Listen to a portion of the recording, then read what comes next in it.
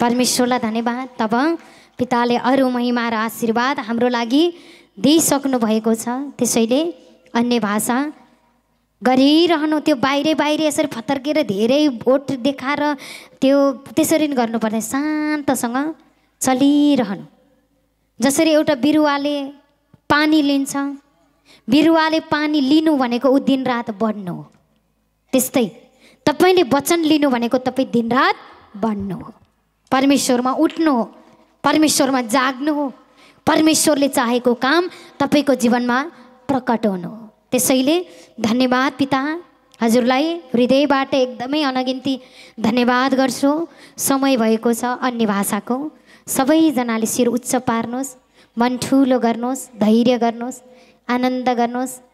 अनि त्यो सुरुमा अन्य भाषा गर्दा सुरुमा अलि मन खलबल भएको जस्तो, झन् बढी मन डाउन भएको जस्तो, समस्यापट्टि फोकस भएको जस्तो, हाई आएको जस्तो, आँसु बगेको जस्तो, त्यस्तो चिजहरू भयो भने पनि गर्न नछोड्नु। अनि त्यो सबै पाखा लाग्छ, छर्लङ्ग शान्त मन ईश्वरले दिँदै ल्याउनुहुन्छ। त्यो भयो भनेर गर्न नछोड्नु। यस्तो मनले त के गर्नु भन्नु पर्दैन, ईश्वरले दिएको मन यसैमा राम्रो छ, ढुक्क मन गरेर गर्नु। एकैछिन हो त्यस्तो हुने।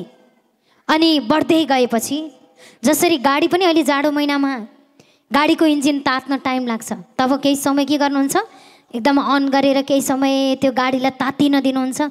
अनि जब त्यो गाडी तातिन्छ तब उसले पिकअप लिन सुरु गर्छ, उसले यात्रा तय गर्न सुरु गर्छ। त्यस्तै सुरुमा गर्दा अरू झन् धेरै समस्या आएको जस्तो त्यस्तो लाग्यो भने जान्नु त्यो समस्या अन्य भाषाबाट च्वाट काटिँदैछ, भाग्दैछ, पाखा लाग्दै रहेछ र यो चिज देखिएको भन्ने जान्नु, गर्न छोड्दै नछोड्नु, झन् धेरै गर्नु।